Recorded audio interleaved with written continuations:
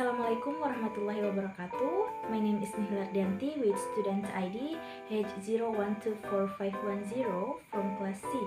In this video, I will briefly clearly explain pragmatics. So, let's get started. Before diving deeper into the explanation, you should first understand what pragmatics is. Pragmatics is a branch of linguistics that specifically studies how context, including situation and environments, can influence meaning in everyday communication. Pragmatics can also be defined as the study of how meaning is conveyed and understood in everyday communication.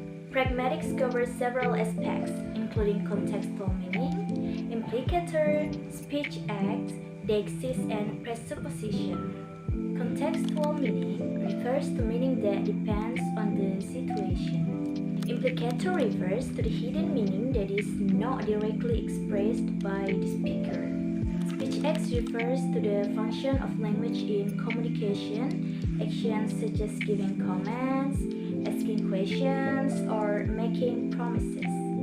Deixis refers to the use of words that depend on the context, such as this, that, here, and there. Presupposition refers to the information that is assumed to be true by the speaker. Now, let's dive into the key concepts in pragmatics. The first is linguistic context, which refers to the words or sentences before and after a specific statement. For example, he is a genius could be taken seriously or sarcastically depending on the context that came before it. Next, situational context. For example, can you open the door? The request may be straightforward in one situation, but could become a challenge in a different context. The second concept is implicator, which refers to the additional meaning that is not explicitly stated but is understood by the listener. This concept was introduced by Stroke, the cooperative principle and conversational maxims. An example of the cooperative principle is shown in the conversation above. A asks, "Do you want to go to the party?" B answers, "I have a lot of work to do." B doesn't say no, but the implication is clear that they will not be going. The third aspect is speech acts. According to the speech act theory by Austin and Sorrell, utterances have three levels. 1. Locutionary act, which is the act of saying words. Example, close the door. 2. Electionary act, which is the meaning behind the utterance. Example, commanding the door to be closed. And the third, perlectionary act, which is the effect on the listener. Example, the listener actually closes the door. The fourth is deixis. Deixis refers to words or phrases whose meanings depend on the context. There are three types of deixis. 1. Person deixis. For example, I, you, he, and she. 2. Place deixis. For example, here and there. The third, time deixis. For example, now, then, and tomorrow. An example sentence is, I'll meet you there tomorrow.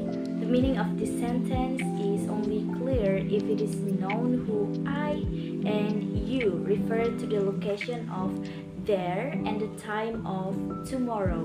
Lastly, there is presupposition. Presupposition refers to assumptions or beliefs that are taken for granted by both the speaker and the listener. For example, have you stopped smoking? This implies the presupposition that the listener has smoked before. Now, let's move on to pragmatics in everyday life. The first is informal conversation.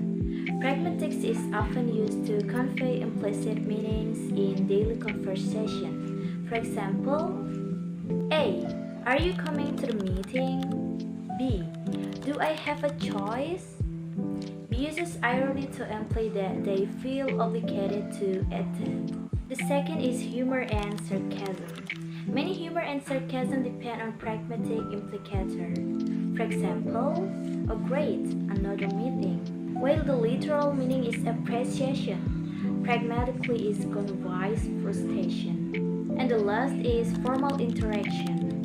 In formal situations like job interviews or presentation, speakers often need to understand pragmatics to ensure effective communication.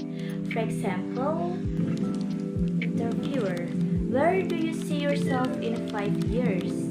The respondent needs to understand the implication that is about ambition and long-term plans. Here are some explanation about pragmatics from me. I hope this video is useful for all of you. In closing, I would like to say thank you so much and Assalamualaikum warahmatullahi wabarakatuh.